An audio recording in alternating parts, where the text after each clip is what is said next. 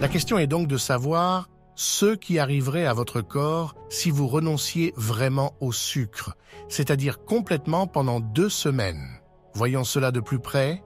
Premièrement, vous allez perdre votre appétit pour le sucre. Pourquoi ? Parce que à chaque fois que vous consommez du sucre, une hormone entre en jeu et fait baisser votre taux de sucre dans le sang, provoquant une situation d'hypoglycémie dans une certaine mesure, et cela vous donne envie de sucre. En éliminant le sucre, vous vous débarrassez donc de l'envie de sucre. Deuxièmement, vous aurez moins faim. Tant que vous ne l'aurez pas fait, vous ne le saurez pas vraiment. Mais je vous le dis, c'est le sucre qui vous donne faim en permanence. Quand vous abandonnez le sucre, vous avez beaucoup moins faim. Pourquoi ? Parce que vous stabilisez votre taux de sucre dans le sang et maintenant, vos cellules peuvent être nourries parce que vous vivez sur le sucre. Le sucre étant toxique pour l'organisme, celui-ci commence à le rejeter. C'est ce qu'on appelle la résistance à l'insuline. L'organisme bloque donc l'insuline qui contrôle le sucre et ce que l'organisme essaie vraiment de faire est de limiter la quantité de sucre à l'intérieur des cellules. Le corps ne considère donc pas le sucre comme une bonne chose, mais comme une mauvaise chose. Lorsque vous l'abandonnez, la situation peut s'inverser.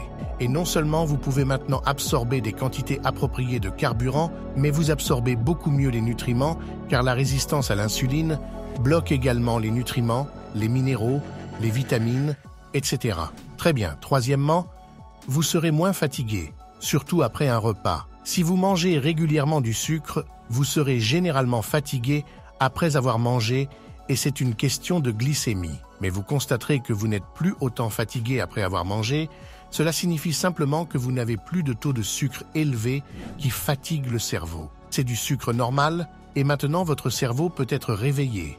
Très bien. Quatrièmement, vous allez perdre beaucoup d'eau et de graisse. La première semaine, vous allez perdre beaucoup d'eau et un peu de graisse, mais ensuite, ce sera de plus en plus de graisse.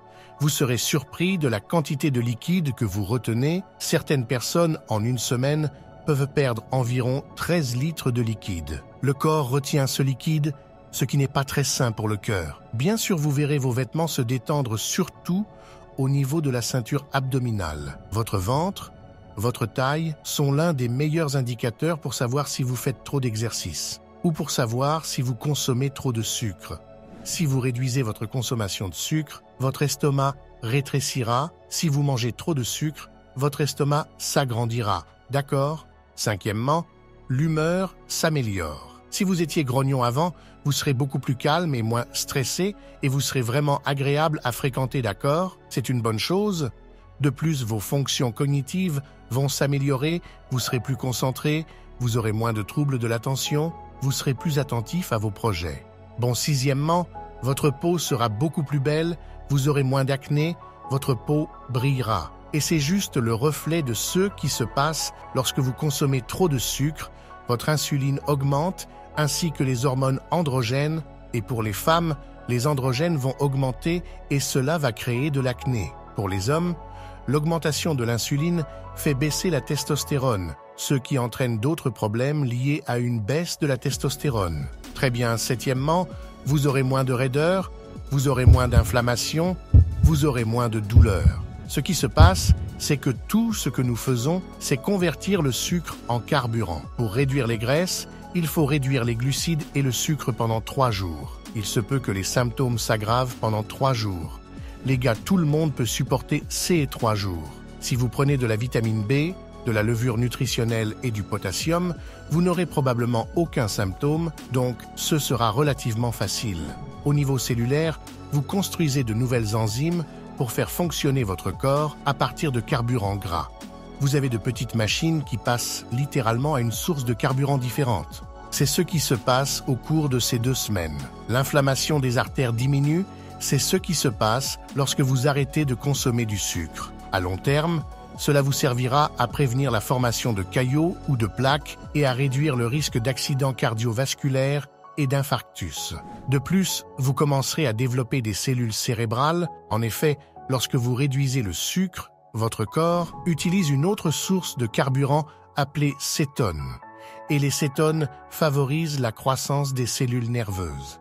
Très bien. Suivant, le foie. Vous allez commencer à vous débarrasser de la graisse qui s'est accumulée dans votre foie et vous pourrez l'utiliser comme carburant. Vous êtes donc sur le point de nettoyer le foie pour qu'il ne soit plus gras. D'ailleurs, en passant, si vous avez un gros ventre, il y a de fortes chances que vous ayez un foie gras et en faisant cela, vous réduirez la quantité de graisse dans votre foie. Enfin, vos reins fonctionneront mieux. Prenons l'exemple d'un diabétique, les reins sont la cible des problèmes. Lorsque vous réduisez la quantité de sucre et de glucides, vous améliorez considérablement la fonction rénale. Très bien les gars, voilà vous devriez essayer cela, la preuve est faite. Je ne devrais peut-être pas parler de pudding, mais c'est la cerise sur le gâteau, mais je ne devrais peut-être même pas en parler.